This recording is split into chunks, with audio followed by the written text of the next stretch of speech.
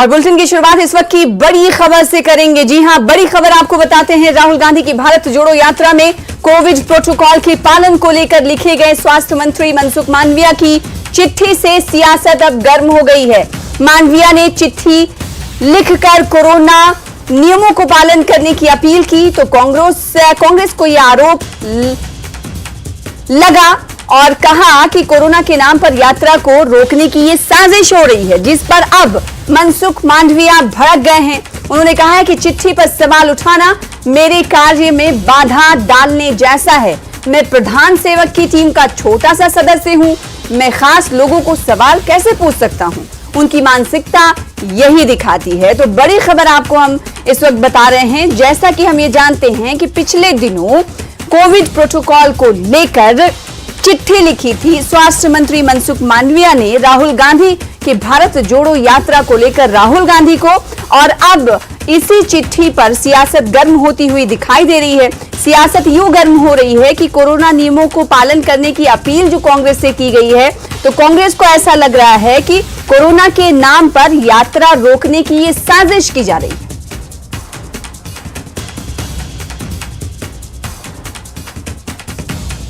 Protocol का पालन करके कोविड ना फैले उसके लिए कोई मार्गदर्शक सूचना जारी करे, तो उसके खिलाफ भी प्रश्न उठाना मैं मानता हूं कि ये मेरे कर्तव्य निर्वहन करने के लिए बाधा रूप है। हम तो प्रधान सेवक की टीम के छोटे से मेंबर हैं, हम खास लोगों को कैसे प्रश्न पूछ सकते? यही उसकी मानसिकता हो तो उसका तो मेरे पास कोई जवाब नहीं है। तो आपने बयान देखा मनसुख मांडविया का। अब ये देखिए कि मनसुख मांडविया ने राहुल गांधी को चिट्ठी में आखिर क्या लिखा था।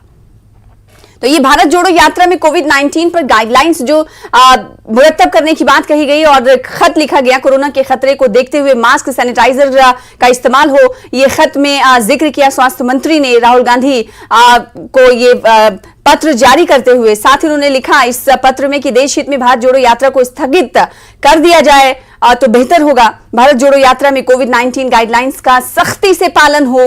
तो ये तमाम बातें हैं जो पत्र में मनसुख मांडविया जो कि स्वास्थ्य मंत्री हैं उनकी तरफ से पत्र लिखा गया राहुल गांधी को, क्योंकि राहुल गांधी हम सब जानते हैं कि इन दिनों भारत जोड़ो यात्रा में मसरूफ हैं और अब चीन और ब्राजील, अमेरिका, इन देशों में कोरोना ने एक बार फिर से पैर पसारना शुरू कर दिया है। तो इसीलिए आज हमने देखा था कि बैठक भी बुलाई गई, बैठक का आयोजन दिल्ली में किया गया था जिसमें स्वास्थ्य मंत्री इस बैठक को चेयर कर रहे थे। और उससे पहले ये पत्र लिखा गया राहुल गांधी को और इस पत्र के जरिए कहा गया कि यात्रा में कोविड-19 की जो गाइडलाइंस रही हैं उस पर सख्ती से पालन हो और कोरोना के खतरे को देखते हुए मास्क, सैनिटाइजर का भी उपयोग हो। इसके अलावा पत्र में क्या कुछ कहा मनसुख मांडविया ने, हम आपको दिखा रहे हैं। उन्होंने लिखा कि सिर्फ कोविड वैक्सीनेटेड लोग ही भारत जोड़ो यात्रा में शामिल हों, ऐसा मैं अनुरोध करता हूं। साथ ही उन्होंने कहा कि देश हित में भारत जोड़ो यात्रा को स्थगित करने का भी मैं अनुरोध करता हूं, यानी इस यात्रा को स्थगित किया जाए तो बेहतर होगा, यह देश हित में होगा। कोविड नियमों का पालन संभव ना हो तो यात्रा स्थगित कर दें।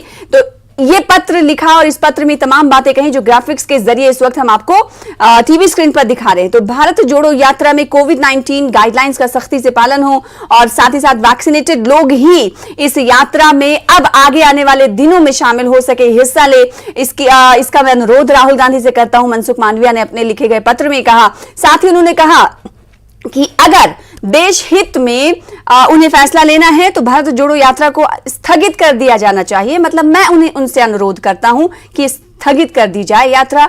कोविड नियमों को पालन अगर संभव नहीं हो पा रहा है तो यात्रा स्थगित कर दी जाए। यात्रा में जुड़ने के पहले और बाद में यात्रियों को आइसोलेट किया जाए, जिसके बाद अब सियासत गर्म होती हुई दिखाई दे रही है।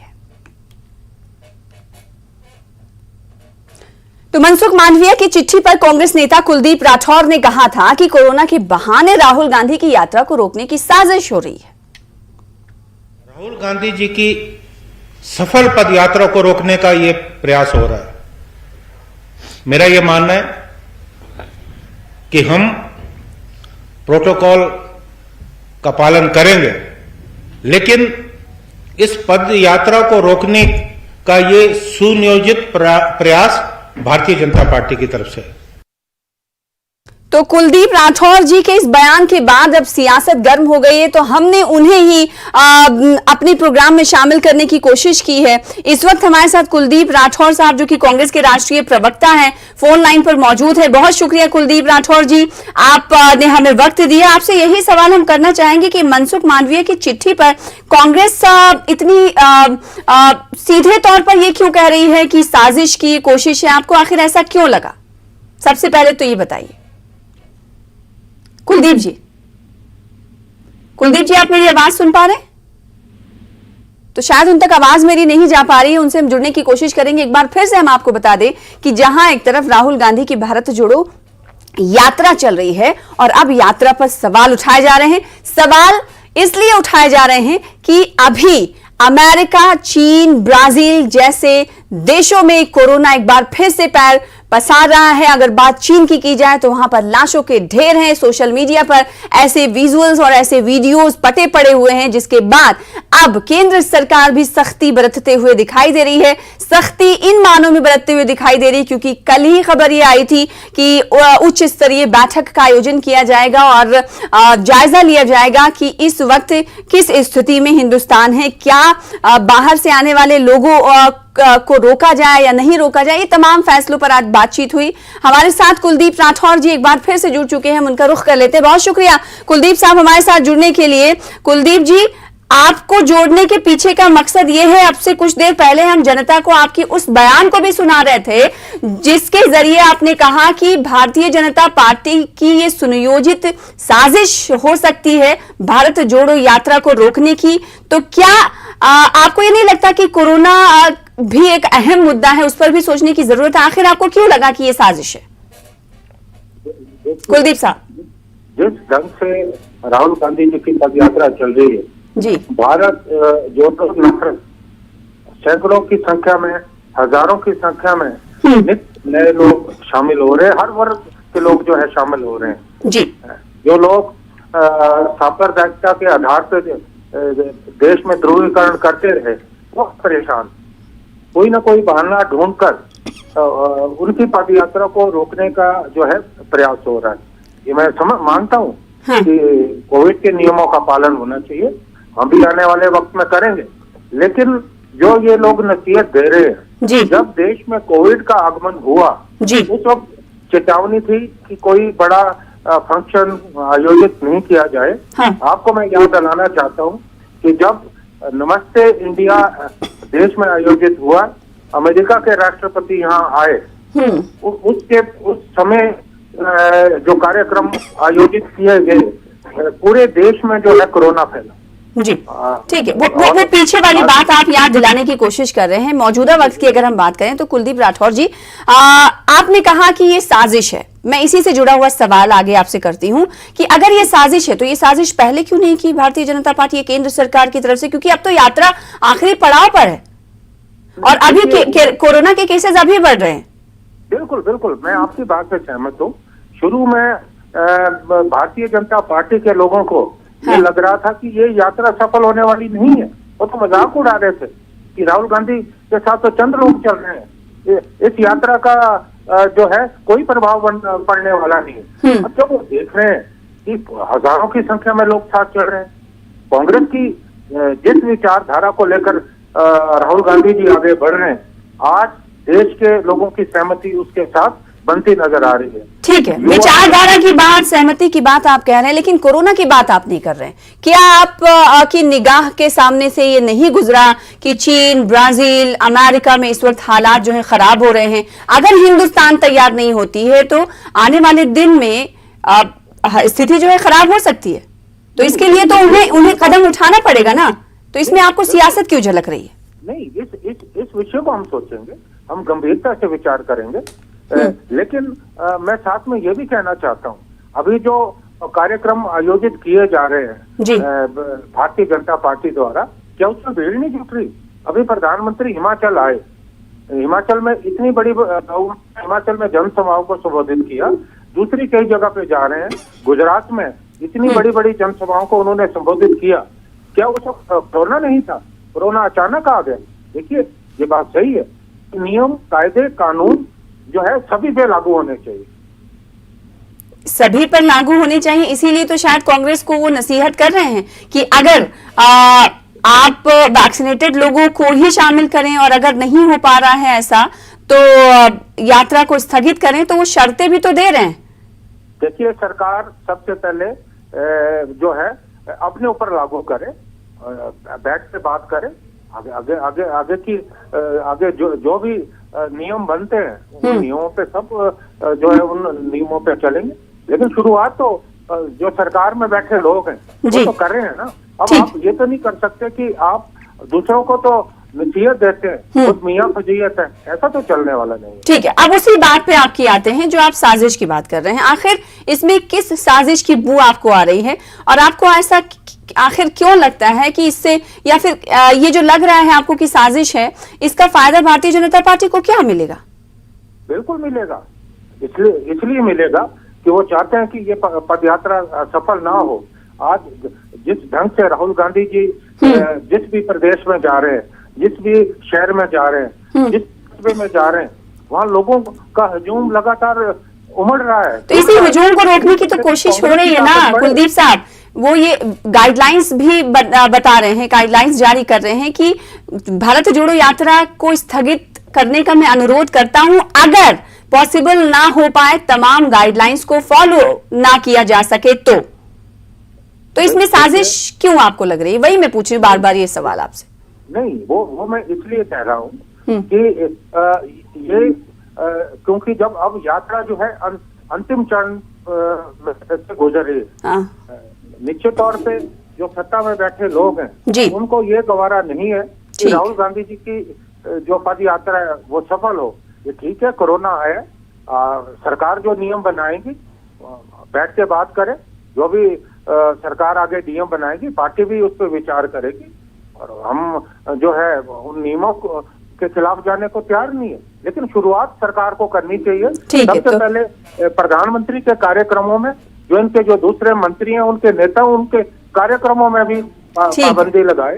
देश में नियम और कानून कायदे सबके लिए बराबर हो। जी, तो देश में नियम कानून कायदे सभी के लिए बराबर हों, ये कहना है कुलदीप राठौर जी का, जो कि इस वक्त हमारे साथ फोन लाइन पर मौजूद हैं। उन्होंने सीधे तौर पर कहा कि कांग्रेस की यात्रा को रोकने की ये साजिश है। साथ ही उन्होंने कहा कि अगर सरकार इस बारे में काफी गंभीरता से सोच रही है तो सबसे पहले कदम उन्हीं के घर से उठाना चाहिए, यानी प्रधानमंत्री के जरिए या फिर दूसरे मंत्रियों के जरिए जो अलग अलग राज्यों में जाकर संबोधन किया जा रहा है या प्रोग्राम आयोजन किया जा रहा है, प्रोग्राम का आयोजन किया जा रहा है, उस को पहले रोकने की जरूरत है, फिर उसके बाद हमें भाजपा नसीहत दे। ऐसा कहना है कुलदीप राठौर जी का। फिलहाल इसी के साथ हम रुक जाते हैं छोटे से ब्रेक के लिए। ब्रेक के बाद हम आपको एक रिपोर्ट दिखाएंगे। उस रिपोर्ट में आप देख पाएंगे कि इस वक्त कोरोना की हालत क्या है देश में और साथ ही साथ दूसरे मुल्कों में। ब्रेक के बाद एक बार फिर से आपका स्वागत करते हैं। क्या कोरोना फिर से तांडव मचाने वाला है? क्या कोरोना के मामले फिर से बढ़ने लगे हैं? चीन से आ रही कोरोना की खौफनाक खबर के बाद स्वास्थ्य मंत्री ने जो बैठक बुलाई, उसमें क्या राज्यों को निर्देश खास तौर पर दिए गए हैं, देखिए इस रिपोर्ट में। –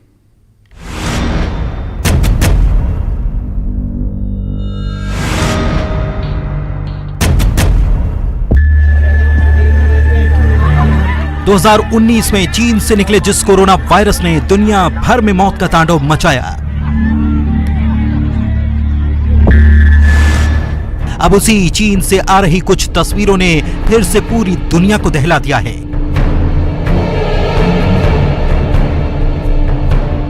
वायरल हो रहे कुछ वीडियो में चीन के अस्पताल कोरोना मरीजों से भरे पड़े हैं।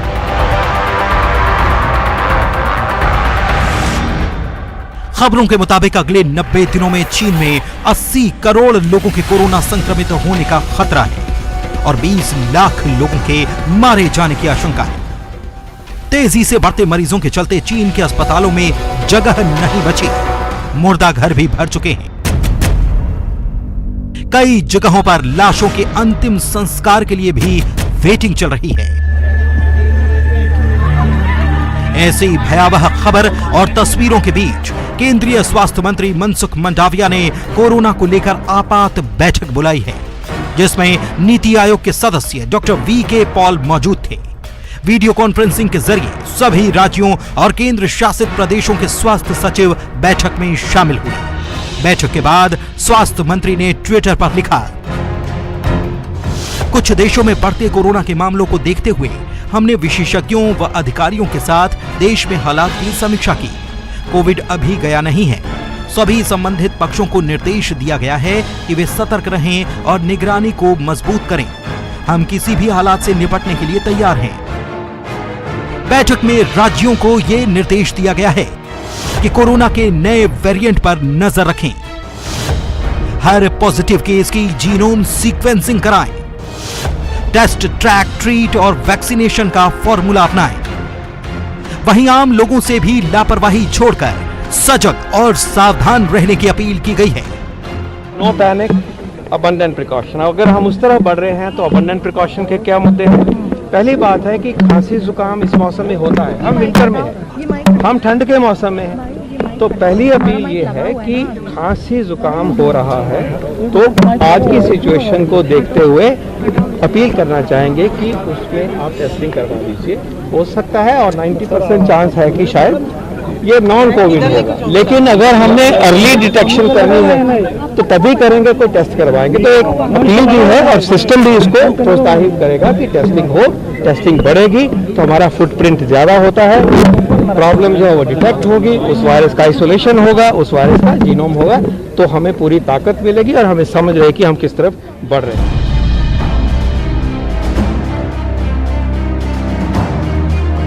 बैठक में शामिल हुए हिमाचल के स्वास्थ्य सचिव सुभाशीष पांडा ने कहा कि राज्य में कोरोना से बचाव के लिए हर संभव उपाय करने के लिए टेस्टिंग की संख्या बढ़ाई जा रही है।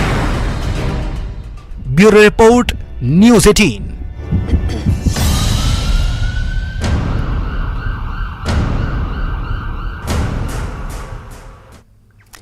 आगे बढ़ेंगे। विधायकों को मंत्रिमंडल के गठन का इंतजार है और जनता को ओपीएस और 1 लाख नौकरी के लिए कैबिनेट की पहली बैठक का इंतजार है। मगर उस इंतजार के बीच हिमाचल के डिप्टी सीएम और कांग्रेस के कई विधायक पूरी तरह एक्शन में आ चुके हैं। डिप्टी सीएम मुकेश अग्निहोत्री अब तक खुद को आवंटित सभी विभागों की बैठक कर कई जरूरी निर्देश भी दे चुके हैं और कल से ही ऊना के दौरे पर हैं, जहां आज उन्होंने हरोली के खड्ड गांव में बन रहे कॉलेज का मुआयना किया।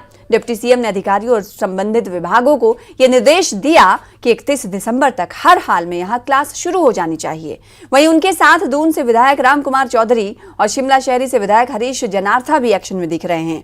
राम कुमार चौधरी ने बद्दी में अस्पताल के निर्माणाधीन बिल्डिंग का जायजा लिया और 4 महीने में काम पूरा करने का निर्देश दिया, तो विधायक हरीश जनार्था ने आईजीएमसी की रिव्यू मीटिंग कर अधिकारियों को जल्द ही नया ओपीडी शुरू करने सहित कई निर्देश दिए। ये 3 तस्वीरें आपके सामने।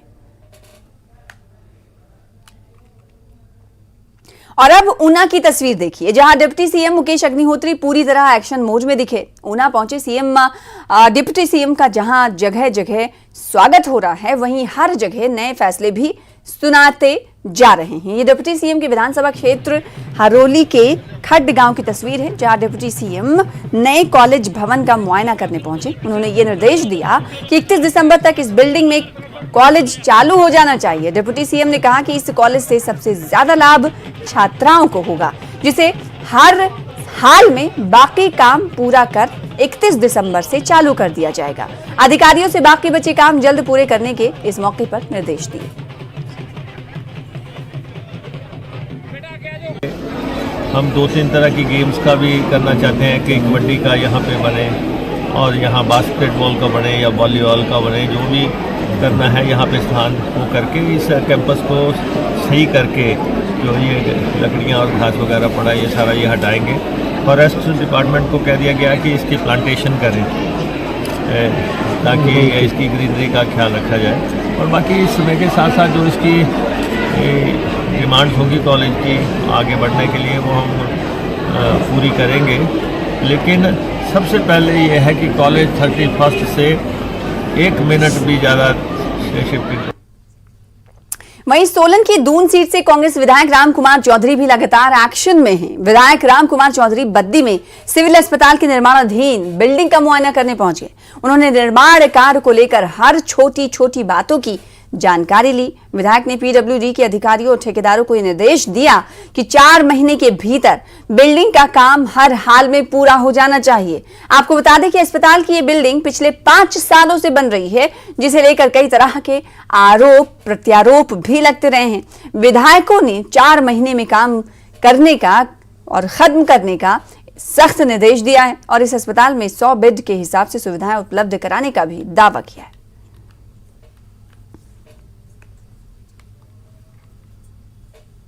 और अब शिमला शहरी से विधायक हरीश जनार्था का एक्शन देखिए। हरीश जनार्था ने आईजीएमसी में रिव्यू मीटिंग की, जिसमें फॉरेस्ट डिपार्टमेंट के अधिकारी, कॉन्ट्रैक्टर, आईजीएमसी प्रिंसिपल और एचओडी शामिल रहे। मीटिंग में हर डिपार्टमेंट के अधिकारी को बुलाया गया और काम में देरी क्यों हो रही है, इस पर जवाब मांगा गया। विधायक ने कहा कि उनकी पहली जिम्मेदारी शहर में स्वास्थ्य सुविधा को बेहतर बनाना है, ताकि मरीजों को इलाज के नाम पर इधर उधर ना भटकना पड़े। विधायक ने कहा कि नए ओपीडी में सुविधाएं जल्द बहाल की जाएंगी और जल्द ही पार्किंग की सुविधा भी शुरू कर दी जाएगी। रिव्यू मीटिंग है आईजीएमसी की, जिसमें आपके कैंसर हॉस्पिटल भी है जो नई कंस्ट्रक्शन चल रही है और जो नई ओपीडी है, और खास करके जो यहाँ की जो पार्किंग की जो कंस्ट्रक्शन चल रही है। तो इसमें फॉरेस्ट डिपार्टमेंट से भी सभी अधिकारी बुलाए गए हैं और आपके जो कॉन्ट्रैक्टर हैं यहाँ के वो भी बुलाए गए हैं, और प्रिंसिपल मैन और एचओडीज है जो कंसर्न्ड है इस हॉस्पिटल की मेन डेवलपमेंटल वर्क से, उनके साथ एक मीटिंग हो रही है, रिव्यू मीटिंग। और इसमें कुछ एक काम खास करके जो मनचंदा से नीचे रेडियोलॉजी डिपार्टमेंट का जो रोड है वो एक मेजर कंसर्न है, उसके ऊपर हम इनको टाइम बाउंडली इस काम को कंप्लीट करने का करेंगे। वहीं पूर्व की जयराम सरकार में लिए गए फैसलों की समीक्षा और उन्हें बदलने के मामले में सुक्खू सरकार का एक्शन जारी है। बिजली पानी के बाद अब सुक्खू सरकार ने स्वास्थ्य विभाग पर एक्शन लिया है और पिछले 9 महीने में खोले गए नए स्वास्थ्य संस्थानों को बंद करने का फैसला लिया है। साथ ही इस दौरान अपग्रेड किए गए स्वास्थ्य संस्थानों को भी डी नोटिफाई किया गया है। इसके लिए सरकार ने एक अधिसूचना भी जारी की है। वहीं डिप्टी सीएम ने जयराम सरकार के फैसले को बदलने पर बीजेपी के सवाल पर कहा कि बीजेपी इन सब बातों पर ध्यान ना दे, वो पहले इस बात पर मंथन करें कि उनकी हार क्यों हुई। देखिए, मैं भारतीय जनता पार्टी के लोगों को ये कहना चाहता हूँ कि 5 साल का वक्फा बहुत लंबा है। इतनी एनर्जी शुरुआत में वेस्ट मत करो कि आप थक जाओ। अभी इस बात का चिंतन करो कि लुटिया क्यों डूबी। हमने पहले भी कहा था तू इधर उधर की बात ना कर, ये बता कारवां क्यों नहीं। तो पहले ये चिंतन करें। अभी तो 10 दिन हुए हैं, अभी तो शुरुआत हुई है, बड़ा मुश्किल हो जाएगा समय का। आगे बढ़ेंगे। सोनिया गांधी ने कांग्रेस संसदीय दल की बैठक में दिए अपने भाषण में हिमाचल में मिली कांग्रेस की जीत का भी जिक्र किया। सोनिया गांधी ने कहा, हाल ही में हुए चुनावों के बाद कांग्रेस ने हिमाचल प्रदेश में सरकार बनाई है। गुजरात और दिल्ली में परिणाम दुर्भाग्यपूर्ण रहे। मैं हिमाचल प्रदेश में अपने साथियों को उनकी जीत के लिए बधाई देती हूं। अब हिमाचल की जनता से किए गए वादों को पूरा करने का समय आ गया है। तो कांग्रेस संसदीय दल की मीटिंग बुलाई सोनिया गांधी ने और मीटिंग में सोनिया गांधी ने ये तमाम बातें कही।